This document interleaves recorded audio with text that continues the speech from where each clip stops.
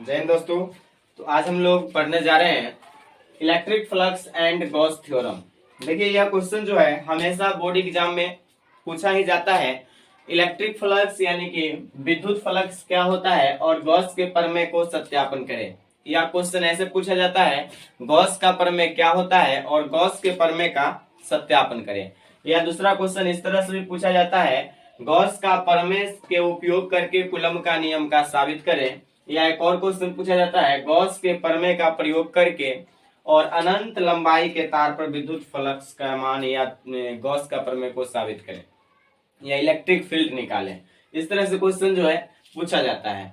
तो हमें इस बार 2022 में 99% गारंटी के साथ यह क्वेश्चन जो है आएगा ही, यानी कि यह क्वेश्चन जो आने वाला है, यानी यह जो है 2017 के बाद क्वेश्चन नहीं पूछा गया है और रेगुलर क्वेश्चन पूछा जाता है, तो यह पूछा ही जाएगा। चलिए हम लोग देखते हैं विद्युत फ्लक्स क्या होता है, इलेक्ट्रिक फ्लक्स क्या होता है। तो किसी बंद पृष्ठ से गुजरने वाले, यानी कोई पृष्ठ एक ए यानी यह एरिया का कोई पृष्ठ है और इस पृष्ठ से गुजरने वाले कुल विद्युत बल रेखाओं की संख्या या कुल विद्युत क्षेत्र रेखाओं की संख्या, यानी कुल जो रेखा की संख्या होता है उसे हम लोग विद्युत फ्लक्स कहते हैं।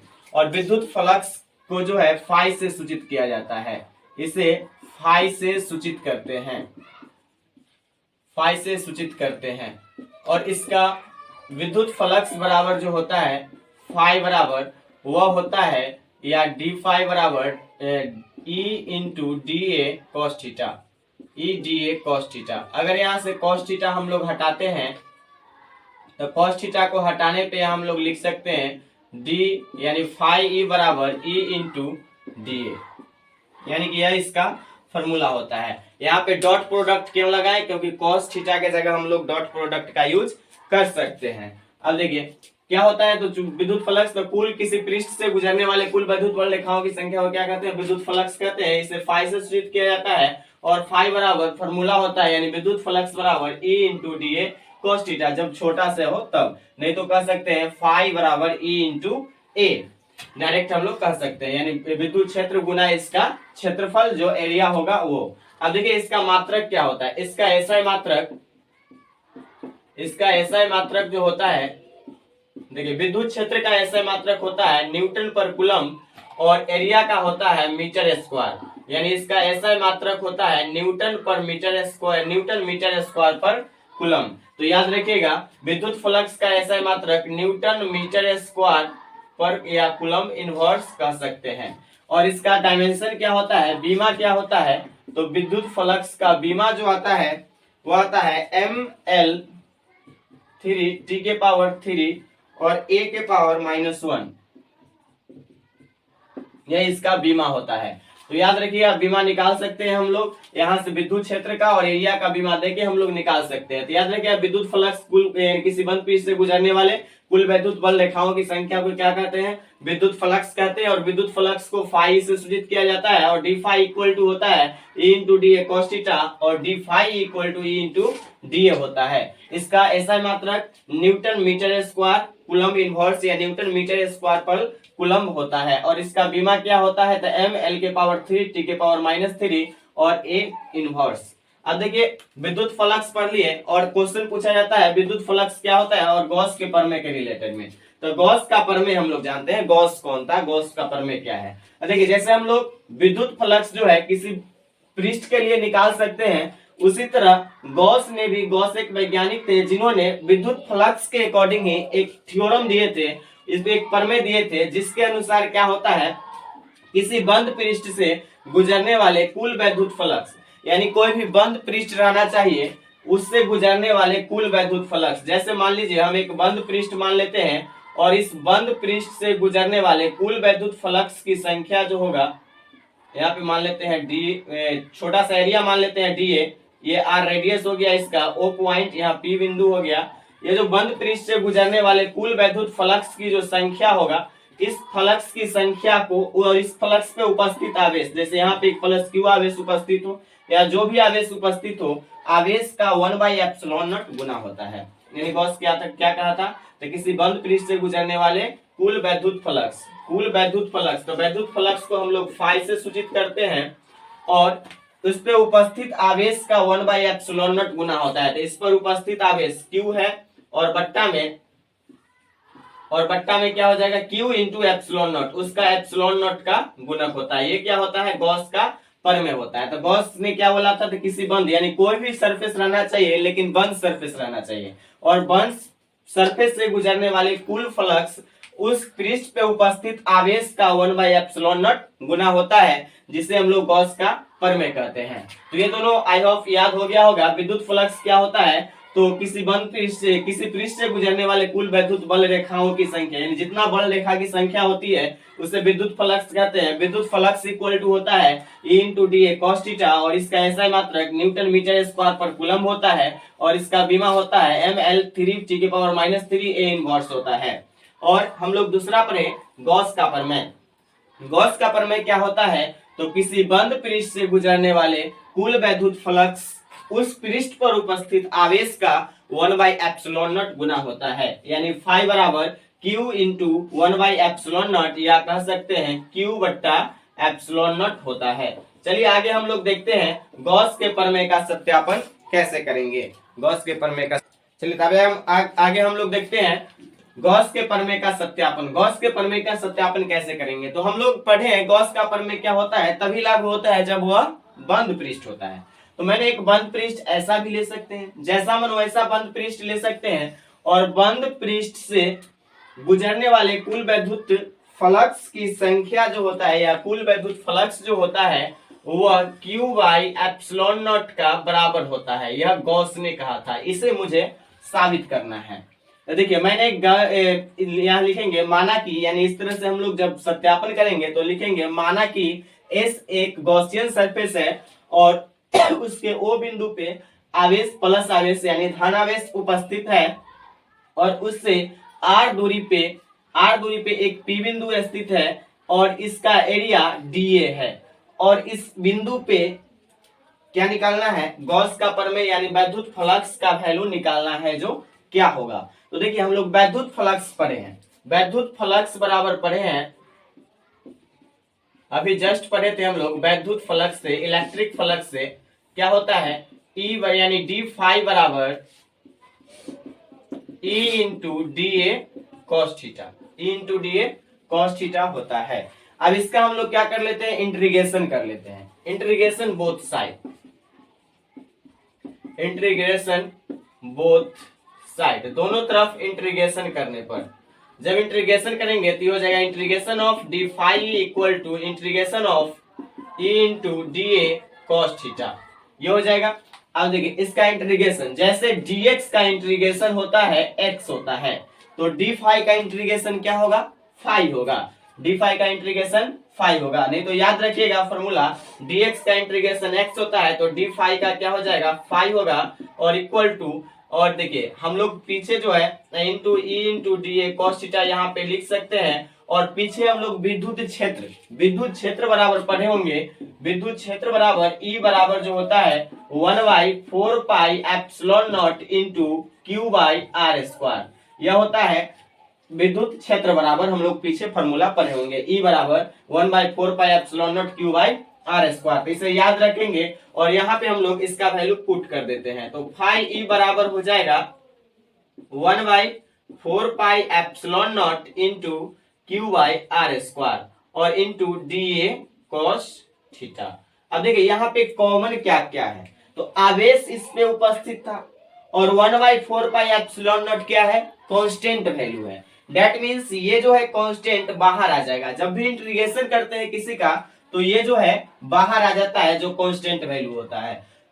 यानी इसका कांस्टेंट वैल्यू जो है 1/4πε0 इंटू क्यू, और बच जाएगा इंटीग्रेशन में डी ए कॉस थीटा और बट्टा में r², और डी ए कॉस थीटा बट्टा में r² को यहाँ पे लिखेंगे, चूंकि d omega equal to d A cos theta होता है, और बट्टा में r² होता है। ओमेगा बराबर क्या होता है, डी ए कॉस थीटा बट्टा में r² होता है। यह क्या होता है, तो यह होता है घन कोण, डी ओमेगा को हम लोग बोलते हैं घन कोण, और घन कोण बराबर होता है डी ए कॉस थीटा बट्टा में r²। तो क्या हम लोग डी ए कॉस थीटा बट्टा में आर स्क्वायर के जगह हम लोग डी ओमेगा रख सकते हैं या रख सकते हैं। तो यहाँ पे हम लोग क्या करेंगे, यहां से डी फाई यानी फाई ई बराबर 1/4 pi epsilon naught into Q, और क्या हो जाएगा d A cos theta R square को लिखेंगे डी ओमेगा। अब देखिए जैसे हम लोग dx का इंटीग्रेशन जो है क्या लिखे थे, x लिखे थे, और डी फाई का इंटीग्रेशन फाई लिखे थे, उसी तरह हम लोग डी ओमेगा का इंटीग्रेशन क्या होगा, ओमेगा होगा। और ओमेगा क्या होता है, तो ओमेगा होता है टोटल एंगल। अब बताइए किसी का भी टोटल एंगल जो होता है वह 4 पाई के बराबर होता है, यानी यह 2 टोटल एंगल, यानी कि यहाँ पे ओमेगा का वैल्यू जो होगा वह 4 पाई होगा, यानी फाई ई बराबर 1/4 pi epsilon naught into Q, और इंटू में हो जाएगा 4 पाई। देखिए 4 पाई से 4 पाई कट गया, तो फाई ई बराबर आ गया क्यू और इंटू 1 क्यू बट्टा में एप्सिलॉन नॉट। क्या मुझे यही प्रूफ करना था, या यही मुझे प्रूफ करना था? तो हम लोग का 5 नंबर पक्का, यानी यह जब सीख लिए तो हम लोग का 5 नंबर पक्का आ गया। और इस बार 2022 के लिए बहुत ही वीवीआई इंपोर्टेंट क्वेश्चन है और यह पूछा ही जाएगा, इसलिए थोड़ा अच्छे से इसे देख लीजिएगा। गॉस का प्रमेय, विद्युत फ्लक्स हम लोगों ने पढ़ लिया था, गॉस के प्रमेय का सत्यापन पढ़ रहे थे, और गॉस के प्रमेय में सत्यापन करना था फाई बराबर क्यू बाई एप्सिलॉन नॉट। और हम लोग वैद्युत फ्लक्स जानते हैं, वैद्युत फ्लक्स बराबर जो होता है d phi equal to E into D A cos theta. इसका हम लोग क्या कर लेंगे, इंटीग्रेशन कर लेंगे, इसका हम लोग इंटीग्रेशन कर लेंगे। तो इंटीग्रेशन करेंगे तो हो जाएगा d phi E equal to E into D A cos theta, और बोथ साइड क्या करेंगे, इंटीग्रेशन करेंगे, यानी दोनों तरफ इंटीग्रेशन करेंगे।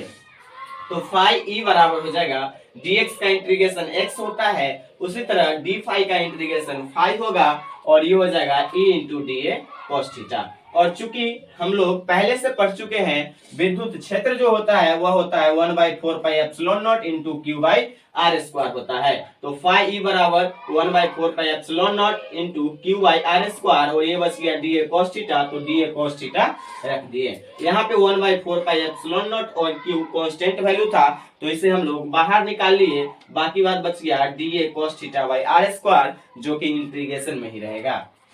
अब देखिए d A cos theta by R square क्या होता है, तो d A cos theta by R square जो होता है वह घन कोण होता है। घन कोण को हम लोग d A cos theta by R square लिखते हैं, यानी डी ओमेगा बराबर d A cos theta by R square. यहां से हम लोग क्या किए, तो फाई ई यानी विद्युत फ्लक्स जो होगा यह 1/4 pi epsilon naught into Q, और इसके जगह हम लोग क्या रखेंगे, तो डी ओमेगा रखेंगे। तो यहाँ पे मैंने डी ओमेगा रख दिया। अब देखिए डी ओमेगा, तो इसका इंटीग्रेशन ओमेगा, और ओमेगा बराबर होता है 4 पाई, ओमेगा बराबर 4 पाई, तो 4 पाई से 4 पाई कट गया, बच गया क्यू बाई एप्सिलॉन नॉट, और यह गॉस का प्रमेय सत्यापन हो गया। आप लोग इसे अच्छे ढंग से लिख लीजिएगा।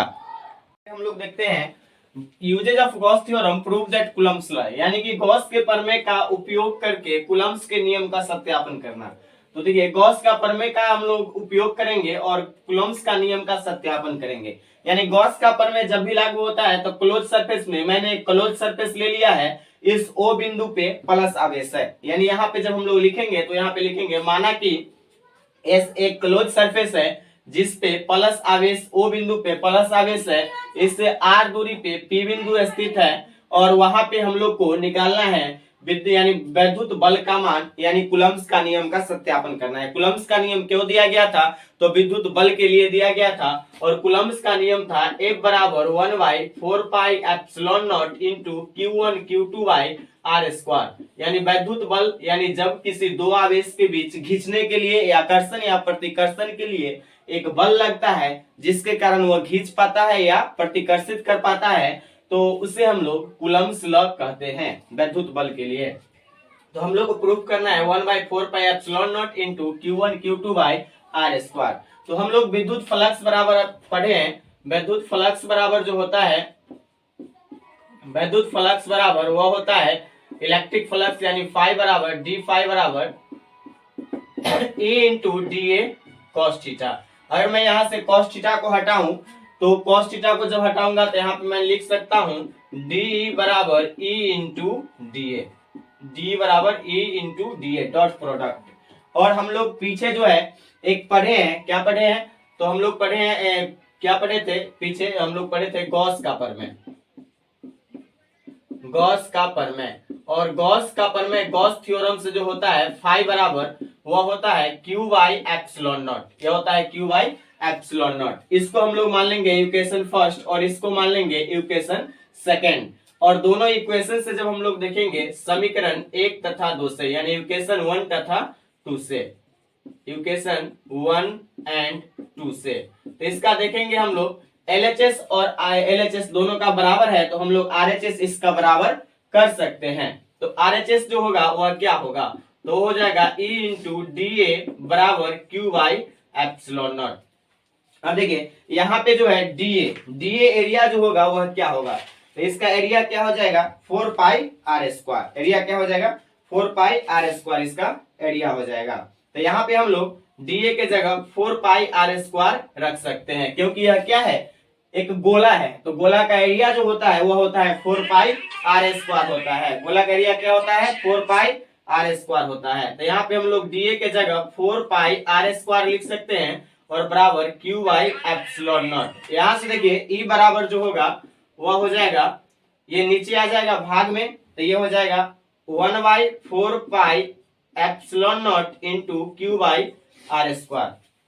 यहाँ से E बराबर क्या हो गया 1/4 pi epsilon naught into Q by R square हो गया। और हम लोग जानते हैं विद्युत क्षेत्र किसे कहते हैं, तो एकांक आवेश के कारण कि जो बल लगता है उसे क्या कहते हैं विद्युत क्षेत्र कहते हैं।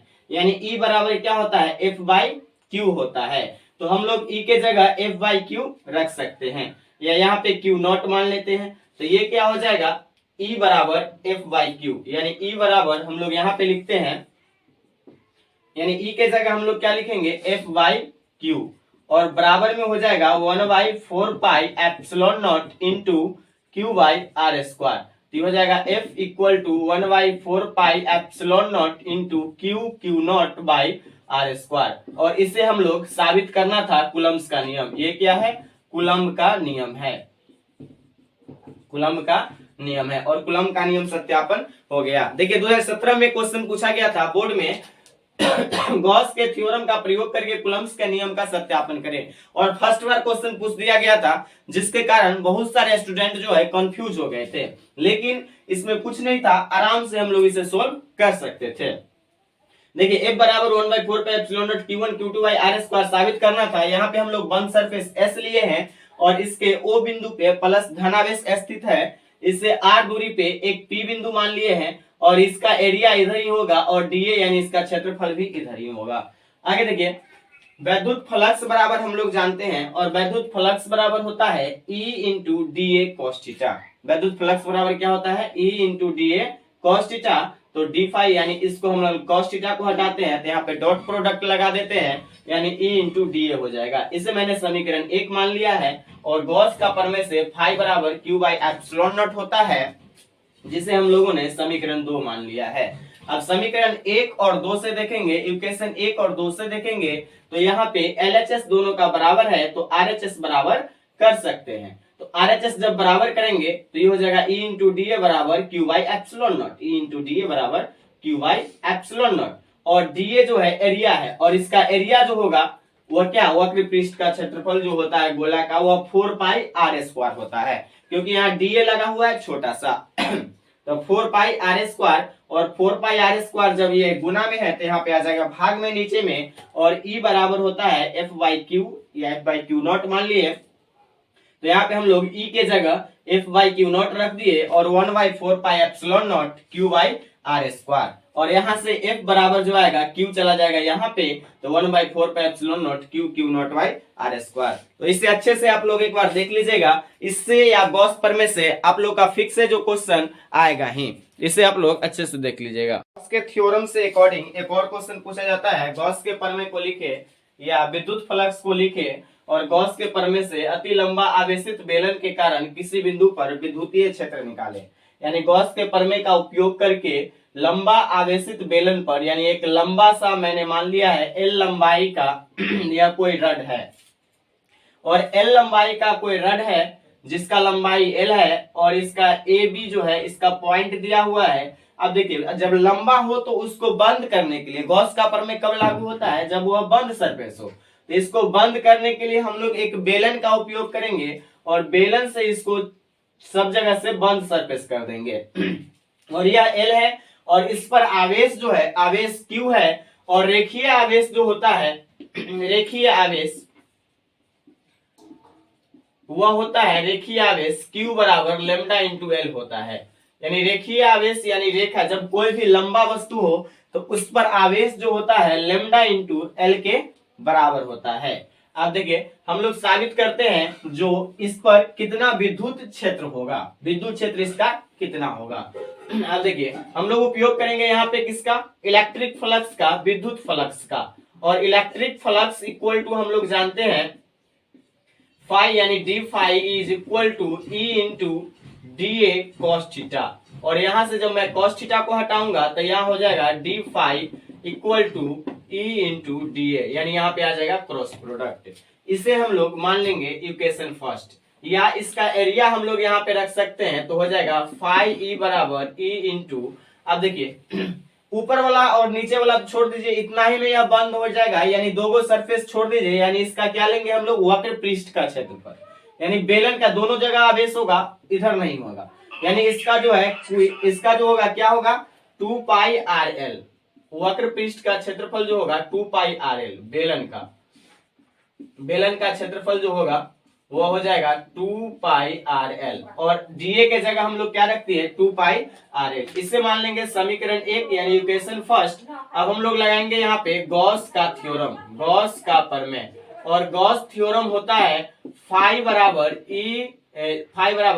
Q by epsilon not. इसे मान लेंगे इक्वेशन 2, और इक्वेशन 1 और इक्वेशन 2 से देखेंगे इन इक्वेशन 1 एंड इक्वेशन 2 इससे देखेंगे तो इक्वेशन 1 और 2 से जो होगा वह दोनों का LHS बराबर है, तो हम लोग RHS को बराबर कर सकते हैं, यानी E हो जाएगा E into 2 pi r l equal to q by epsilon naught. यहां से हम लोग E के जगह क्या लिख सकते हैं, E बराबर, यानी इस पे निकल गया विद्युत क्षेत्र, और E बराबर जो होगा वह हो जाएगा, इसको लाएंगे नीचे, यानी हो जाएगा 1 by 2 pi epsilon not, 2 pi epsilon not.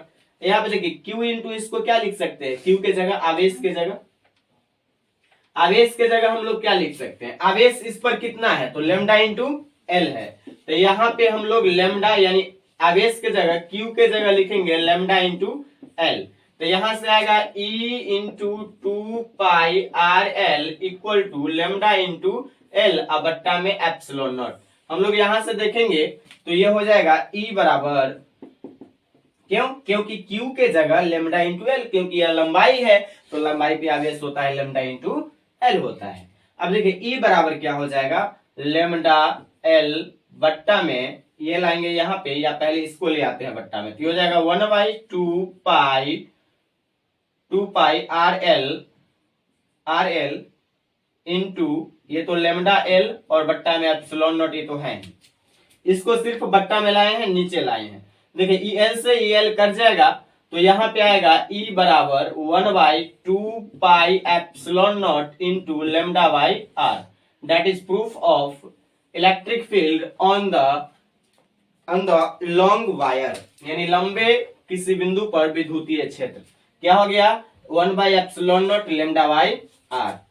ये हम लोग को पूछा जाता है आवेश को, यानी यह जो है क्या कहते हैं गॉस का प्रमेय को लिखे और अति लंबा बेलन के कारण बिंदु पर विद्युतीय क्षेत्र निकाले। देखिए इसे आप लोग ये तीनों में से मैं गारंटी के साथ कह सकता हूं, जैसे कि कुलम्स का नियम साबित करें, अति लंबा पे साबित करें, विद्युत फ्लक्स और गॉस का प्रमेय, मैं पूरा गारंटी के साथ कह सकता हूं यह क्वेश्चन 2022 में पूछा ही जाएगा, तो आप लोग इसे अच्छे से देख लीजिएगा।